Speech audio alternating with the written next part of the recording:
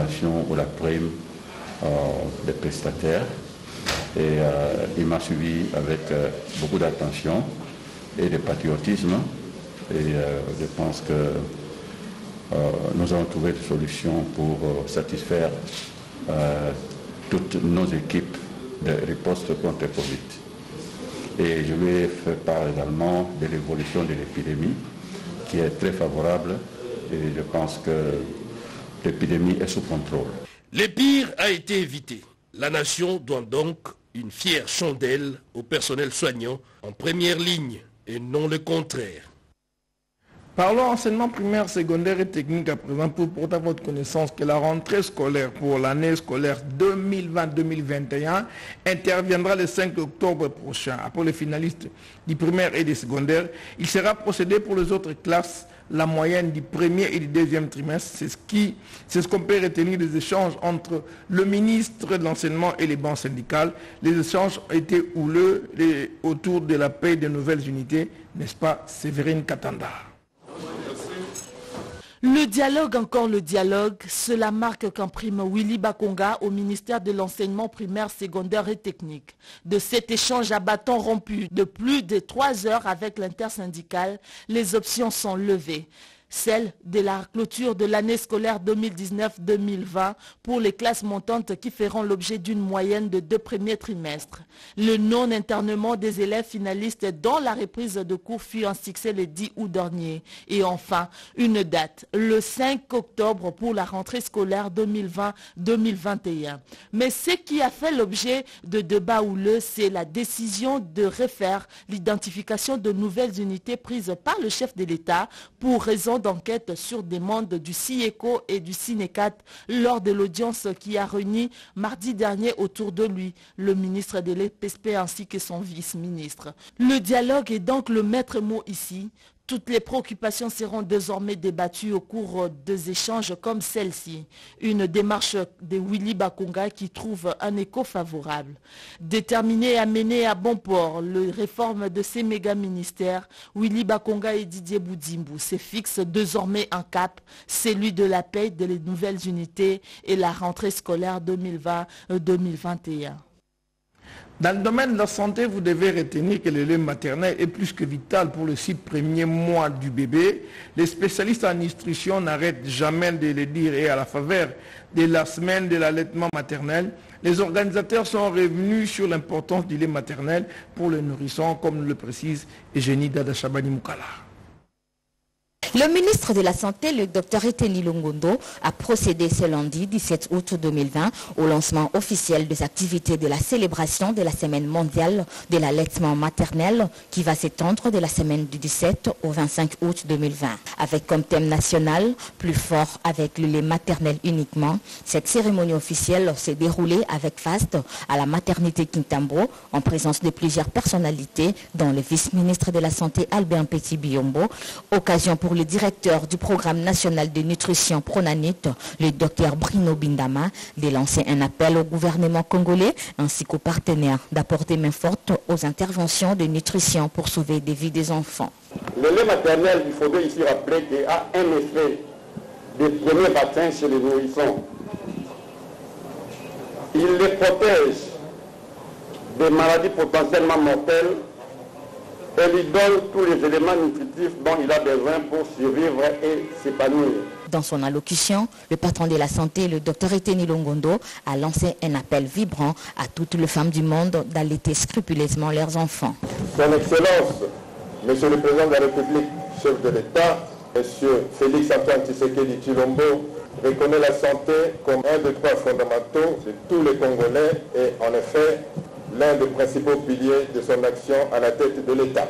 Nous invitons toutes les femmes enceintes et allaitantes à ne donner que le lait maternel jusqu'à l'âge de 6 mois à leurs enfants. Je déclare lancer à travers toute la République des cérémonies relatives à la Semaine mondiale de l'allaitement maternel 2020. Quelques heures avant, le ministre de la Santé, accompagné du vice-ministre, ont remis un lot de matériel mobile constitué essentiellement des motos complètes marque Yamaha DT125 et une Jeep 4x4 au gouverneur de la province du Kasaï, Dieudonné Piémé, en présence des députés nationaux et sénateurs élus de cette partie du pays. Ces dons de l'Organisation mondiale de la santé s'inscrit dans les cadres de la lutte contre la Covid-19 dans la province du Kasaï. Un communiqué avant de poursuivre le cours normal de cette session d'information. L'Institut national des recherches l'Institut national des recherches biomédicales, INRB, annonce au public que pour des raisons d'efficacité et l'amélioration de la qualité du service rendu, il a élargi ce site de prélèvement des tests de Covid pour les voyageurs. Outre le site principal de l'INRB, les voyageurs peuvent désormais se rendre à son site ouvert à l'hôpital du cinquantenaire de Kinshasa depuis le lundi 17 août 2020 à partir du mercredi 19 août 2020. Un site Covid de l'INRB des tests pour voyageurs sera ouvert au rez-de-chaussée de l'immeuble Batetela sur le boulevard du 30 juin dans la commune de la Gombe. L'INRB tient également à rappeler que tout voyageur doit se présenter 72 heures, soit 3 jours avant son vol pour son test muni de son titre de voyage. C'est communiqué par la signature du directeur adjoint de l'INRB, le docteur Kareme Rebin Chamamba. Changeons de registre pour parler intérieur cette fois-ci et vous annoncer que en mission officielle dans la ville cuprifère de Lubumbashi, chef de la province du Katanga, le vice-premier ministre de l'Intérieur en a profité pour effectuer une visite dans quelques chantiers de la ville, un reportant de nos confrères de la RTNC Lubumbashi. Il a entendu parler de la modernisation de la voirie urbaine de Lubumbashi. Il a voulu s'en rendre compte des visus. Le vice-premier ministre et ministre de l'Intérieur a visité quelques artères en chantier de la capitale du cuivre. Sous la conduite du gouverneur Jacques Aboula Katoué, Gilbert Kankonde Malamba a débuté sa ronde par l'avenue Kassavoubou. Suivant les explications du ministre provincial des infrastructures Miguel Katembe, il a eu une idée sur l'opération de la pose des pavés sur les abords de cette artère qui sert de modèle aux autres que Jacques Aboula Katoué est en train de construire à Lubumbashi. Le patron de l'Intérieur en RDC ira par la suite tour à tour sur chaussée Laurent Désiré Kabila élargie où l'on procède actuellement à la pose des séparateurs, le rond-point 24h/24 en pleine transformation et l'avenue Lumumba qui reçoit sa dose de modernisation a constitué le point de chute de cette tournée. Cela a été suffisant pour que Gilbert Kankonde Malamba se fasse une idée du travail qu'a Jacques Aboula Katoué et son gouvernement. Les impressions sont très favorables. Je crois qu'ici on peut fièrement dire que la ville est en chantier. La reconstruction du pays a effectivement démarré. C'est sans parole, c'est sans commentaire. On voit tout simplement et on prend acte.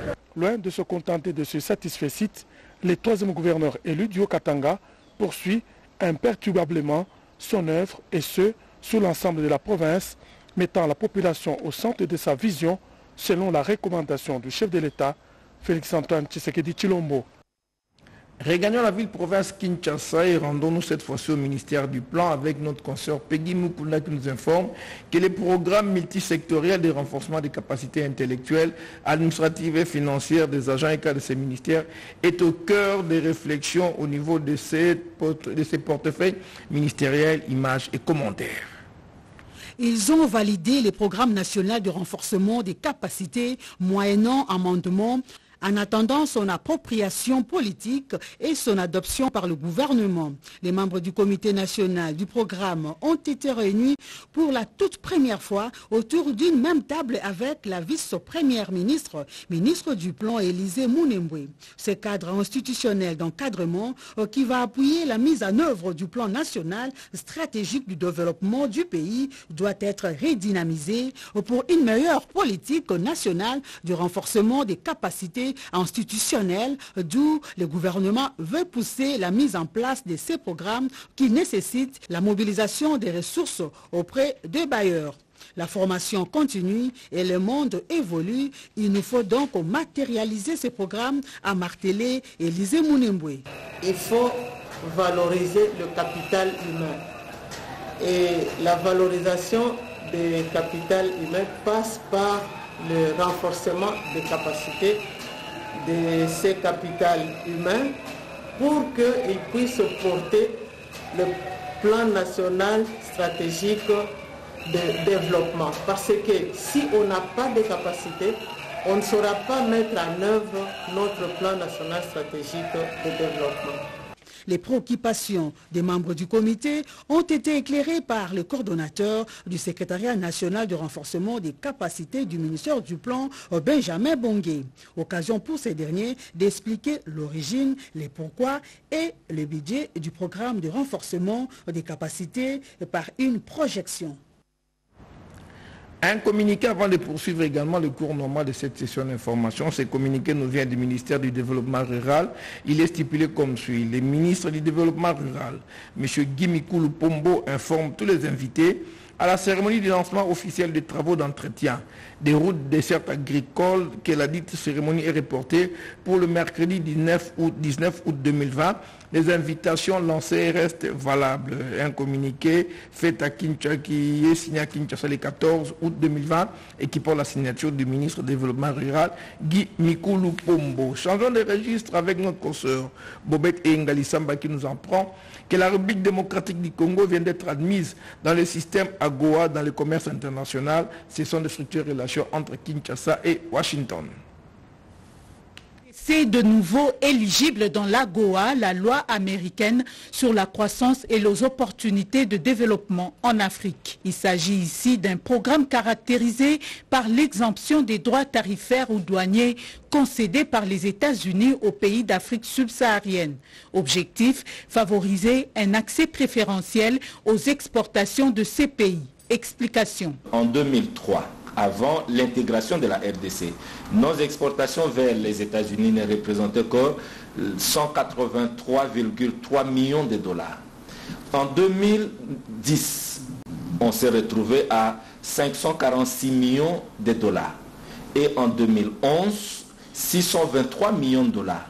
En 2012, on s'est retrouvé dans une situation où il y a eu une baisse drastique des exportations de la RDC vers les États-Unis. On s'est retrouvé à environ 42 millions de dollars, soit une baisse d'à peu près 93%. Et en 2019, l'année passée, nous n'étions qu'à 22 millions de dollars d'exportation vers les États-Unis. L'exclusion de la RDC de l'AGOA a eu un impact négatif sur ces échanges avec les États-Unis. Le retour de la RDC après son exclusion en 2010 est le résultat des multiples plaidoyers engagés par la société civile, doublés des efforts consentis par le gouvernement, notamment dans le respect des droits de l'homme et la lutte contre la corruption, ce à la satisfaction de tous. Et nous sommes très heureux de pouvoir voir aussi l'implication au sommet de l'État congolais. Donc la GOA, c'était un avantage pour le producteur local congolais. Et nous avons estimé que la présence du Congo dans le mécanisme AGOA permettait au pays de réaliser ses promesses vis-à-vis du social du peuple. Donc nous, en tant que société civile, c'est la démarche que nous avons prise. Amener les autorités localement à améliorer les conditions ayant conduit à l'exclusion du pays et présenter les moyens de défense du pays au gouvernement américain. Et donc nous avons documenté depuis 2010 toutes les évolutions jusqu'en 2019, année à laquelle nous avons présenté officiellement, à l'issue de la revue annuelle de l'an passé, ces moyens au gouvernement américain. Le marché américain est porteur. Comment bondir sur cette opportunité pour améliorer les exportations congolaises? Avec quels produits le président de la FENAPEC propose? L'AGOA, c'est une opportunité réelle. Alors nous allons voir dans quelle mesure nous pourrons exploiter ce créneau-là. Parce qu'effectivement, le marché américain est porteur. On peut exporter beaucoup de fruits qui n'ont pas en grande quantité là-bas, ceux de nos régions, et surtout les produits de l'artisanat, parce qu'ils ont un penchant sur l'artisanat africain, des produits que nous fabriquons ici, qui ont une certaine qualité. Avec cette nouvelle admission de la RDC, les produits d'exportation doivent être compétitifs sur le marché international, d'où l'impérative nécessité de remettre à niveau les producteurs congolais. Rappelons que la RDC avait été débarquée de l'AGOA sous le mandat de Barack Obama suite aux violences faites surtout aux femmes et autres actes de corruption. Kinshasa et Berlin s'engagent à booster les axes prioritaires et positifs de la diplomatie énergétique entre la République démocratique du Congo et la République d'Allemagne. C'est ce qui justifie la présence dans notre pays d'une importante délégation des entrepreneurs et ingénieurs allemands qui ont visité le barrage hydroélectrique d'Inga, et ce avant d'échanger avec les autorités congolaises pour la relance de ces projets intégrateurs. Mireille Ndeke, Ami, Lucie Tchissendalavi, reportage. La coopération allemande GTZ ne cesse d'accompagner la RDC dans ses efforts de développement, particulièrement dans le secteur de l'énergie. Le groupe Voith, cette société allemande spécialisée dans le domaine de l'hydraulique, qui n'est pas à sa première expérience, veut encore une fois présenter ses services au bénéfice de la RDC, précisément dans la réhabilitation de Jeux 25 au site Inga 2. Raison de la réunion tenue ce lundi par le ministre d'État en charge des ressources hydrauliques et électricité, Maître Eustache Mouanzi Mumbembe, qu'accompagnait son directeur de cabinet, le professeur Giavira Mouchizi, ainsi que le staff de la SNEL et autres experts, avec la vice-présidente du groupe Voith, Madame Ek Begaman, accompagnée du chargé de mission. Pour le ministre d'État Eustache Mouanzi Mumbembe, le secteur de l'énergie libéralisé, l'arrivée des investisseurs est la bienvenue en vue de relancer ce projet Inga qui doit incessamment démarrer. Occasion saisie par la SNEL où le DG Jean Bosco Kayombo a sollicité un offre, celui de la réparation de plusieurs machines endommagées consacrées à la réhabilitation du site Inga. Après avoir enregistré ces différentes demandes, le ministre d'État a rassuré sa franche collaboration à cette société allemande au bénéfice de la population congolaise. La même délégation était également à la coopération internationale, régionale et francophonie avec le ministre d'État Guillaume Mondjolo. Il était question de la mise en œuvre du projet sur la production de l'hydrogène évalué à 2 millions de tonnes par an, la construction de la centrale hydroélectrique Inga 3 avec une capacité de production de 1200 MW. Un projet qui va sûrement positionner la RDC parmi les grands pays fournisseurs de l'hydrogène. C'est tout doucement, on est en train de pouvoir remplacer les pays qui fournissent de l'énergie fossile. Donc on pourrait se trouver un peu dans ce qu'on appelle actuellement l'OPEP, mais dans les cadres du renouveau des énergies par rapport à l'environnement qui est complètement secoué. Et l'Allemagne apporte la solution, la technologie exacte par rapport à ça et les moyens nécessaires pour pouvoir mettre ça en œuvre, la chaîne de transformation locale. Et toutes ces choses-là vont se faire en RDC. Signalons que ce prochain pas franchi vers la consolidation des relations entre l'Allemagne et la RDC est l'une des retombées de la visite du chef de l'État en Berlin en novembre 2019. 3 membres du gouvernement central ayant dans leurs compétences et attributions la décentralisation, les droits humains et l'action humanitaire ont pris part à un culte d'action de grâce célébré le week-end dernier à Kinshasa. Culte célébré en hommage au massacre de victimes du camp d'Atumba au Burundi. Témoin de l'événement, Joël Makela et Jean-René Kabamba. Les populations congolaises, notamment les Banyamulenge, réfugiés au camp de transit de Gatumba au Burundi en 2004, ont été lâchement massacrés par les extrémistes de Palipé-Hutu. Depuis lors, la République démocratique du Congo célèbre le 15 août de chaque année la mémoire des populations civiles tuées à cette occasion. Ces mauvais traitements que subissent les populations de diverses régions du pays n'est que le résultat de la haine tribale. Avant le tour du pays qui sera effectué par le comité de commémoration constitué du ministère de la décentralisation, des droits humains, action humanitaire et autres personnalités ce samedi 15 août.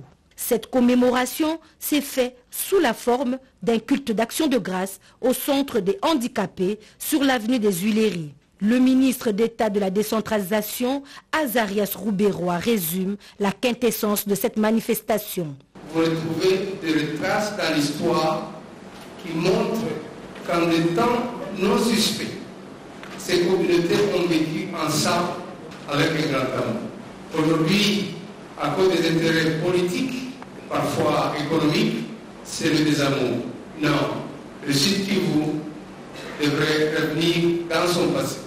Le message aujourd'hui, c'est de nous inviter à faire taire des armes dans notre pays. Le Congo, c'est notre nation. Nous devons nous engager à parler pour le bonheur de la race congolaise, sans discrimination. Cette manifestation aura également lieu dans les jours à venir dans toutes les provinces où les groupes ethniques sont victimes des divisions et séparations d'origine tribale pour que la paix règne définitivement sur l'ensemble du territoire national entre les différentes tribus.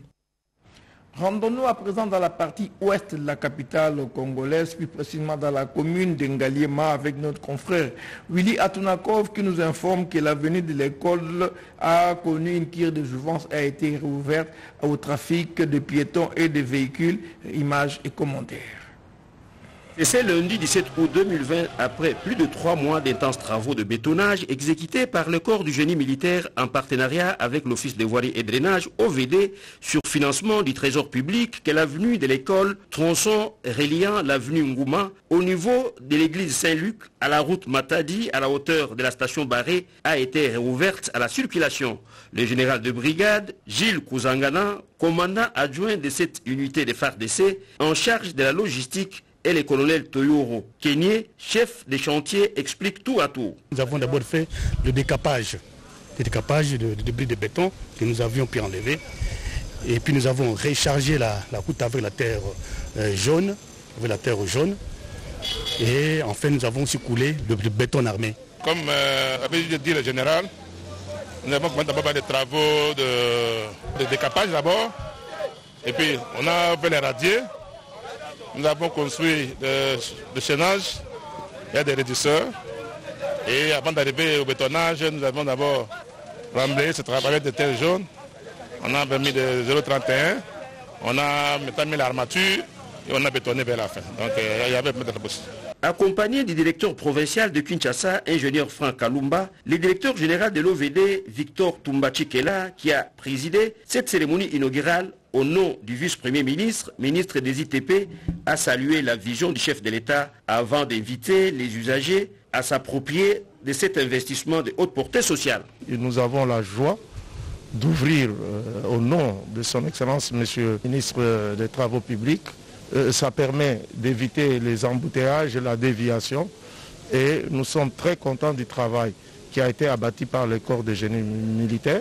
Et nous pensons consolider ces partenariats avec les génies militaires pour d'autres chantiers. Le gouvernement a mis les moyens pour qu'on puisse réaliser cette route sous l'impulsion du président de la République. Et nous pensons que nous allons continuer encore à travailler dans d'autres chantiers avec le corps de génie militaire. Et aux riverains comme aux usagers de la route, c'est d'utiliser ça en beau père de famille. Le bureau technique de contrôle, par l'entremise de son directeur général, ingénieur Joseph Kisaka, comme le président des notables du quartier localité Notre-Dame, ont aussi apprécié la qualité des travaux exécutés dans les normes requises par le corps du génie militaire. Nous sommes là pour accompagner que les travaux puissent respecter les normes. Je crois que ça a été suivi et nous sommes satisfaits. L'expérience de génie militaire est une expérience de haute qualité. Les travaux qui se sont effectués ici, ce sont des travaux de haute qualité. Ça a répondu aux besoins de la notabilité du quartier.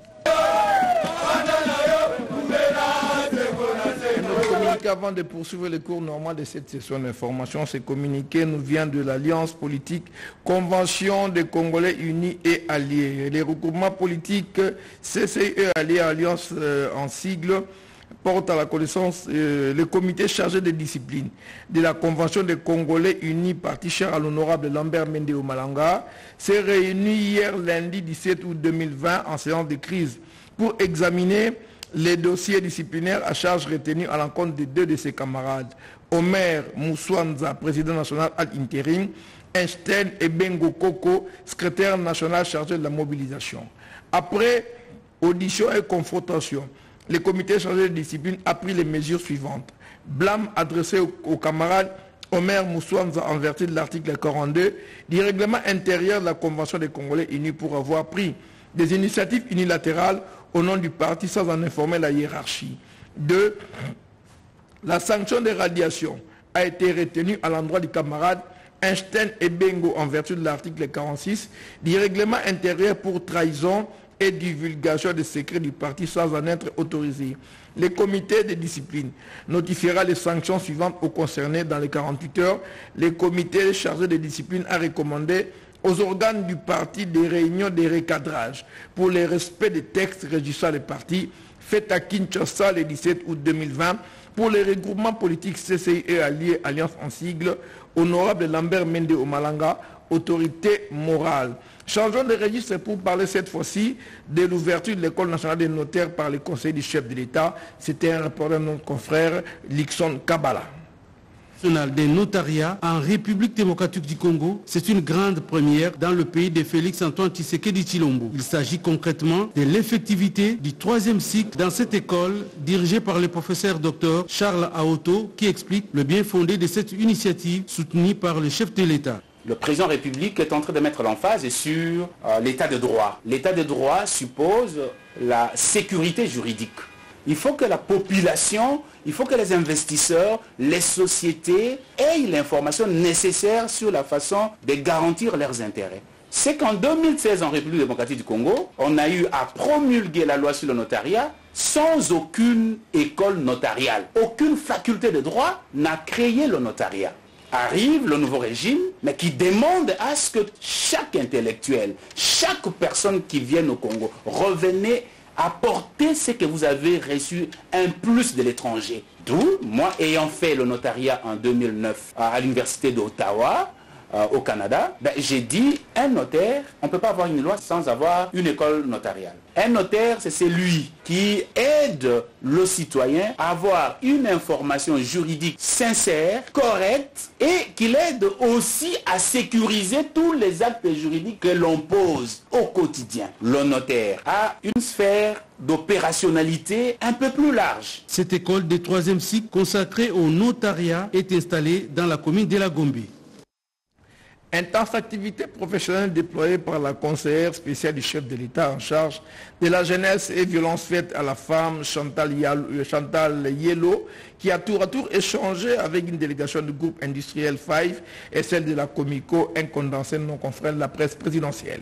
Cette série d'échanges de la conseillère spéciale du chef de l'État en charge de la jeunesse et de la violence faite à la femme avec la délégation du groupe Industrie 5 conduite par sa présidente Madame Ulia Meret-Bak avait pour objectif la problématique de l'emploi des 500 jeunes Congolais tel qu'inscrit dans la vision globale du chef de l'État Félix-Antoine Tshisekedi Tshilombo.